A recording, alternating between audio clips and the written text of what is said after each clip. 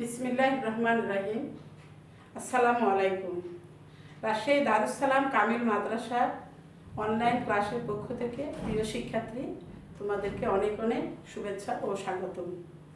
আশা করি এই করোনাকালীন সংকট সময়ে তোমরা নিশ্চয়ই ভালো আছো। আল্লাহর মেহেরবানিতে আমিও ভালো আছি এখন পর্যন্ত, ইনশাআল্লাহ। আমি তোমাদের ম্যাডাম জেসমিনারা পারভিন, প্রভাষক, রসায়ন, রাজশাহী দারুস সালাম কামিল মাদ্রাসা। আমি আজকে তোমাদের দশম শ্রেণীর সপ্তম অধ্যায়ের উপরে, রাসায়নিক বিক্রিয়ার উপরে কিছু আলোচনা করব। আশা করছি তোমরা একটু মনোযোগী হয়ে দেখবা। আমাদের আজকের পাঠ রাসায়নিক বিক্রিয়া।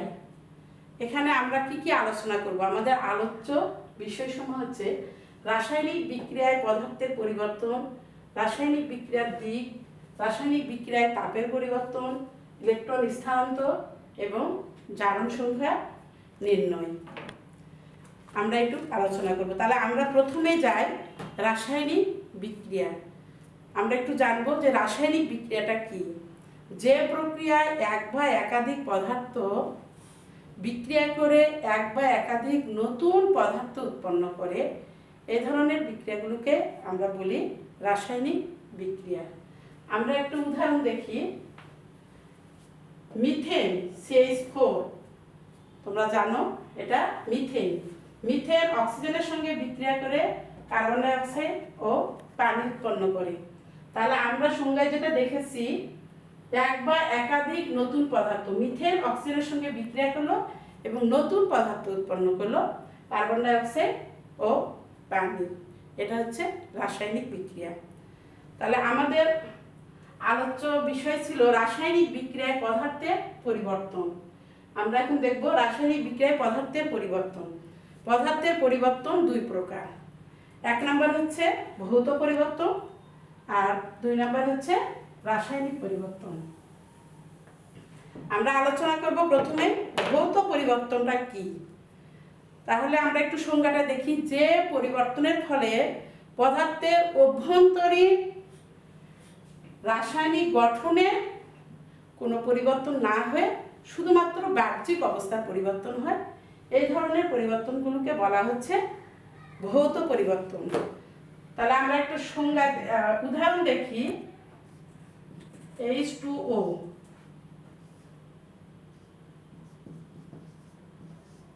আমরা সবাই জানি H2O পানির সংকেত। তাহলে এই পানিকে আমরা যদি তাপ দিই, আমরা তাপ দিচ্ছি পানিকে, তাহলে পানিকে আমরা তাপ দিলে আমরা বলেছি ভৌত পরিবর্তনের সংজ্ঞায় যেটা বলেছি যে শুধুমাত্র বাহ্যিক অবস্থার পরিবর্তন হবে, কিন্তু অভ্যন্তরীণ গঠনের কোনো পরিবর্তন হবে না। অর্থাৎ পানি পানি, হাইড্রোজেন অক্সিজেন, হাইড্রোজেন অক্সিজেন। কিন্তু বাহ্যিক অবস্থার কি পরিবর্তন? এটা হচ্ছে বরফ, অর্থাৎ কি কঠিন পদার্থ।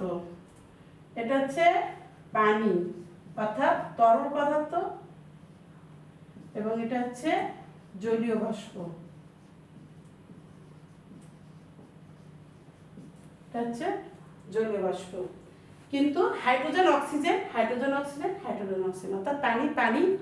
কিন্তু আমরা যখন কঠিন অবস্থায় থাকছে তখন বরফ, তরল অবস্থায় যাচ্ছে পানি, আর বায়বীয় অবস্থায় যাচ্ছে জলীয় বাষ্প।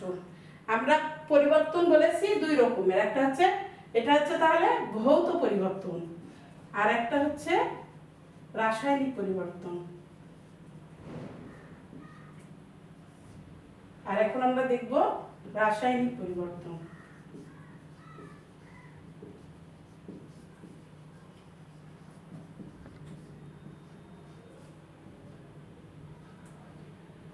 রাসায়নিক পরিবর্তনটা কি আমরা একটু আলোচনা করব।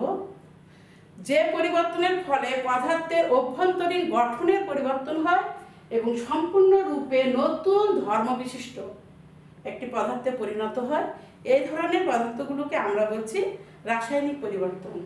তাহলে আমরা একটা উদাহরণের মাধ্যমে একটু দেখে নিই। Calcium carbonate. ক্যালসিয়াম কার্বনেট বিক্রিয়া করছে হাইড্রোজেন ক্লোরাইড, তাহলে calcium chloride plus carbon dioxide plus পানি। তাহলে আমরা বলেছি অভ্যন্তরীণ গঠনের পরিবর্তন হয় এবং সম্পূর্ণ নতুন ধর্মবিশিষ্ট একটি পদার্থে পরিণত হয়। তাহলে ক্যালসিয়াম কার্বনেট HCl এর সঙ্গে বিক্রিয়া করলো, calcium chloride carbon dioxide gas এবং পানি উৎপন্ন করলো। তাহলে অভ্যন্তরীণ গঠনের পরিবর্তন অর্থাৎ ক্যালসিয়াম কার্বনেট থেকে ক্যালসিয়াম ক্লোরাইড উৎপন্ন হলো এবং HCl গ্যাস থেকে কার্বন ডাইঅক্সাইড গ্যাস উৎপন্ন হলো এবং পানি উৎপন্ন হলো। এটা হচ্ছে আমাদের ভৌত পরিবর্তন। পরে আমরা আলোচ্য বিষয়ে যাই রাসায়নিক বিক্রিয়ার দিক। রাসায়নিক বিক্রিয়ার দিকের উপর ভিত্তি করে আমরা দুই ভাগে ভাগ করা যায়, একটা হচ্ছে একমুখী বিক্রিয়া আর একটা হচ্ছে উভমুখী বিক্রিয়া। রাসায়নিক বিক্রিয়ার দিকের উপর ভিত্তি করে রাসায়নিক বিক্রিয়াকে দুই ভাগে ভাগ করা যায়, একটা হচ্ছে একমুখী বিক্রিয়া আর একটা হচ্ছে উভমুখী বিক্রিয়া। তাহলে আমরা প্রথমে আলোচনা করব একমুখী বিক্রিয়া।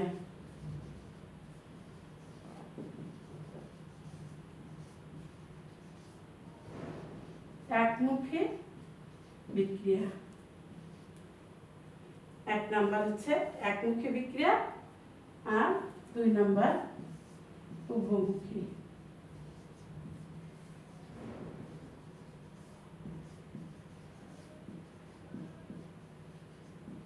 উভমুখী বিক্রিয়া। তাহলে প্রথমে আলোচনা করি একমুখী বিক্রিয়া।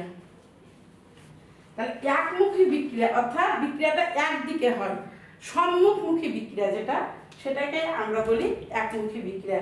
তাহলে যে বিক্রিয়ায়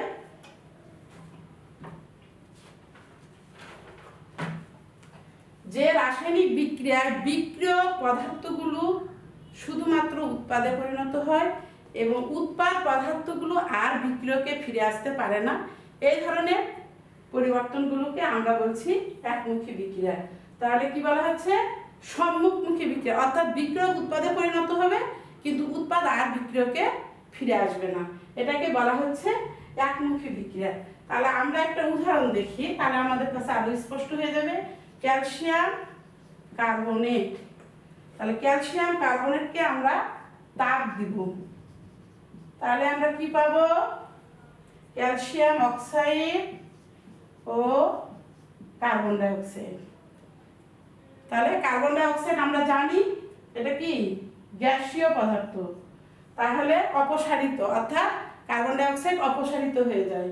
তাহলে একমুখী বিক্রিয়া কি সম্মুখমুখী অর্থাৎ ক্যালসিয়াম কার্বনেট তাপ দিলে ক্যালসিয়াম অক্সাইড ও কার্বন ডাইঅক্সাইড উৎপন্ন হবে, কিন্তু ক্যালসিয়াম অক্সাইড এবং কার্বন ডাইঅক্সাইড পুনরায় আর ক্যালসিয়াম কার্বনেটে ফিরে আসবে না, এটাকে বলা হচ্ছে একমুখী বিক্রিয়া।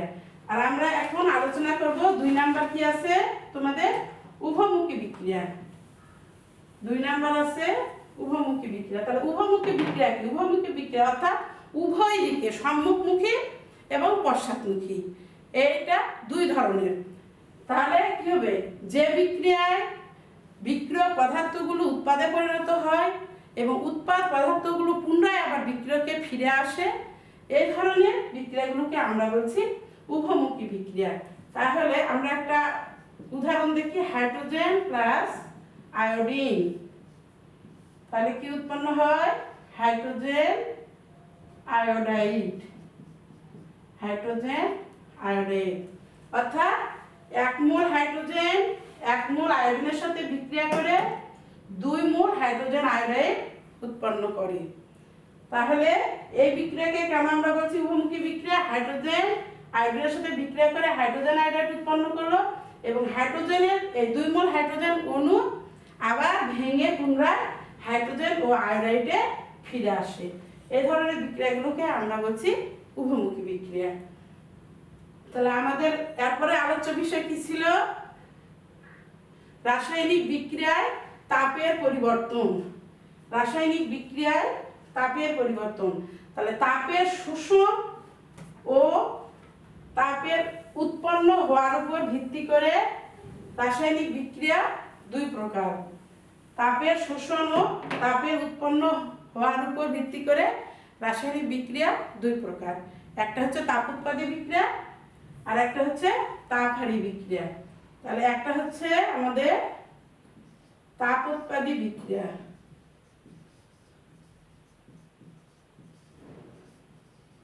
তাপ উৎপাদী বিক্রিয়া, আর 2 নম্বর হচ্ছে তাপহারী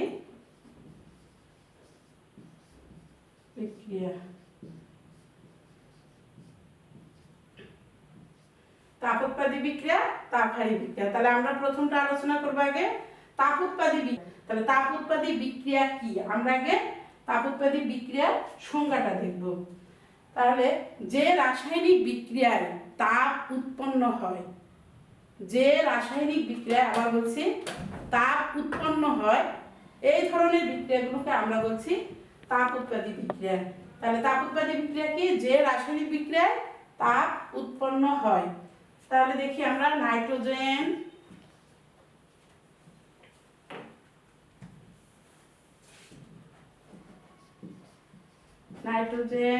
প্লাস হাইড্রোজেন আয়রনের উপস্থিতিতে অ্যামোনিয়া উৎপন্ন করে এবং 92 কিলোজুল তাপ উৎপন্ন হয়।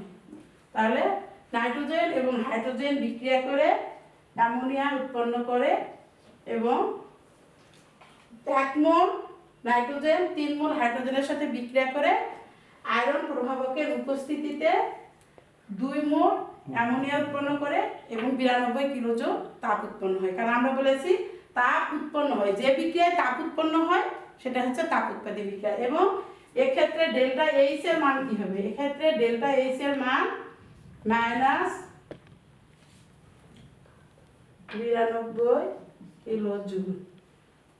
এই হচ্ছে তাপ উৎপাদী বিক্রিয়া। আশা করি তোমরা বুঝতে পেরেছো। তারপর তোমাদের যদি কোনো প্রবলেম থাকে তোমরা আমাদেরকে মেসেঞ্জারের মাধ্যমে অথবা মোবাইলের মাধ্যমে যোগাযোগ করে তোমরা বিষয়টা আরো ক্লিয়ার হতে পারবা। পরবর্তী ক্লাসেও তোমরা এটা আমরা তাহলে আবার তোমাদের কাছে ক্লিয়ার করে দিব আশা করি। তাহলে আমরা এখন পরবর্তীতে যাই তাপহারী বিক্রিয়া। তাপহারী বিক্রিয়া কি, অর্থাৎ যে বিক্রিয়ায় তাপ শোষণ ঘটে, তাপ হ্রাস পায়, এই ধরনের বিক্রিয়াগুলোকে বলা হচ্ছে তাপহারী বিক্রিয়া। তাহলে নাইট্রোজেন অক্সিজেনের সাথে বিক্রিয়া করে নাইট্রিক অক্সাইড উৎপন্ন করে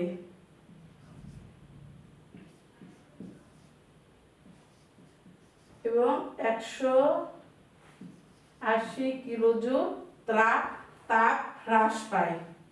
নাইট্রোজেন অক্সিজেনের সাথে বিক্রিয়া করে নাইট্রিক অক্সাইড উৎপন্ন করে এবং 180 কিলোজুল তাপ হ্রাস পায়। এক্ষেত্রে ডেল্টা এইচ এর মান হবে +180 কিলোজুল। তাহলে এই আমাদের মোটামুটি হলো রাসায়নিক বিক্রিয়ায় তাপের পরিবর্তন। এখন আমরা যাব ইলেকট্রন স্থানান্তর। ইলেকট্রন স্থানান্তরের উপর ভিত্তি করে রাসায়নিক বিক্রিয়া দুই প্রকার। একটা হচ্ছে রেডক্স বিক্রিয়া আর একটা হচ্ছে নন রেডক্স বিক্রিয়া।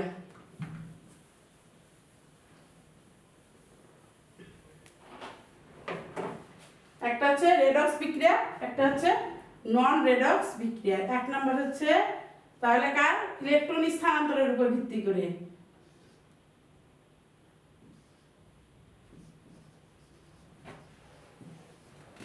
রেডক্স বিক্রিয়া। 2 নম্বর হচ্ছে নন রেডক্স বিক্রিয়া।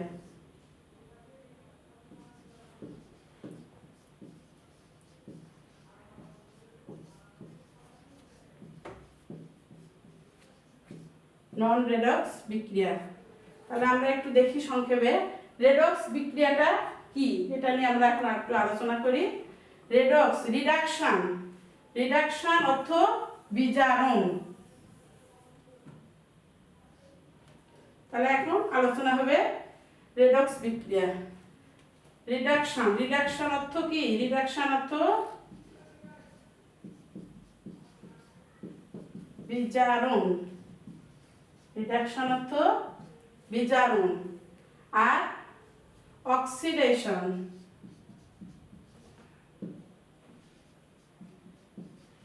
আমরা এখন আলোচনা করব রেডক্স বিক্রিয়া। তাহলে রেডক্স বিক্রিয়া আমরা এখন দেখি রেডক্স বিক্রিয়াটা কি। রেডক্স অর্থাৎ জারণ বিজারণ। রেডক্স আসছে রিডাকশন অর্থাৎ বিজারণ, অক্সিডেশন অর্থাৎ জারণ। রিডাকশনের প্রথম অংশ রেড এবং অক্সিডেশনের প্রথম অংশ অক্স। রেড এবং অক্সের সমন্বয়ে গঠিত রেডক্স অর্থ আমরা বুঝতে পারছি জারণ বিজারণ। তাহলে জারণ এবং বিজারণ আমরা একটু জেনে নিই। জারণ বিজারণটা কি? জারণ হলো এমন একটি রাসায়নিক ক্রিয়া যেখানে অণু, পরমাণু এবং আয়ন ইলেকট্রন ত্যাগ করে। আমরা যদি একটু দেখি সোডিয়াম একটা ইলেকট্রন ত্যাগ করে সোডিয়াম আয়নে পরিণত হয়, অর্থাৎ এখানে কি ইলেকট্রন ত্যাগ মানে জারণ। আর বিজারণ কি? বিজারণ হচ্ছে উল্টো। তাহলে বিজারণ হলো এমন একটি রাসায়নিক প্রক্রিয়া যেখানে অণু, পরমাণু এবং আয়নগুলো ইলেকট্রন গ্রহণ করে। ক্লোরিন ইলেকট্রন গ্রহণ করে ক্লোরাইড আয়নে পরিণত হয়, এটা হচ্ছে বিজারণ। আচ্ছা, রেডক্সের আমরা যে রেডক্সের যে ইলেকট্রন আদান প্রদানের মাধ্যমে যে বিক্রিয়াগুলো হয় এগুলো আমরা দেখি 4 ধরনের বিক্রিয়া। কয় ধরনের? 4 ধরনের। তাহলে কি কি আছে রেডক্সের মধ্যে? আমরা যেটা পাই সেটা হচ্ছে সংযোজন বিক্রিয়া, বিয়োজন বিক্রিয়া,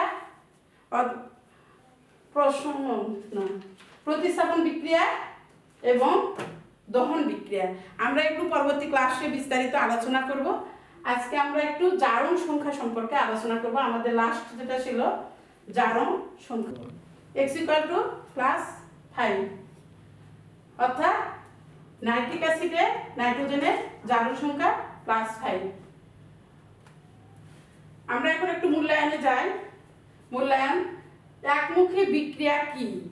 নিশ্চয়ই তোমরা বলতে পারবা একমুখী বিক্রিয়া কি। হ্যাঁ বলো দেখি, একমুখী বিক্রিয়া কি? তাহলে একমুখী বিক্রিয়া হচ্ছে যে বিক্রিয়কগুলো উৎপাদে পরিণত হয় এবং উৎপাদগুলো আর পুনরায় বিক্রিয়কে আসতে পারে না, এটাকে বলা হচ্ছে একমুখী বিক্রিয়া। আর একটা দিয়েছি পারঅক্সাইডে অক্সিজেনের জারণ সংখ্যা কত? তাহলে পারঅক্সাইডে অক্সিজেনের জারণ সংখ্যা -1, আর অক্সাইডে অক্সিজেনের জারণ সংখ্যা -2 এবং সুপার অক্সাইডে অক্সিজেনের জারণ সংখ্যা -1/2। এখন তোমাদের জন্য হোমওয়ার্ক আগামী দিনের, সালফিউরিক অ্যাসিডে সালফারের জারণ সংখ্যা অর্থাৎ কেন্দ্রীয় মৌল সালফারের জারণ সংখ্যা কত এবং উভমুখী বিক্রিয়া কি বুঝিয়ে লিখো। এটা তোমাদের আগামী দিনের হোমওয়ার্ক থাকলো। আশা করি তোমরা ভালো থাকবা এবং আগামী দিন পরবর্তী ক্লাসে তোমাদের সঙ্গে বিস্তারিত আলোচনা হবে। এই করোনাকালীন সময়ে তোমরা ভালো থেকো, সুস্থ থাকো, স্বাস্থ্যবিধি মেনে চলো, বারবার হাত ধোয়ার অভ্যাস রাখবা, আমাদের জন্য দোয়া করবে, আমরা যেন পরবর্তী ক্লাসে তোমাদের সঙ্গে থাকতে পারি। আল্লাহ হাফেজ, সবাইকে ধন্যবাদ। আসসালামু আলাইকুম।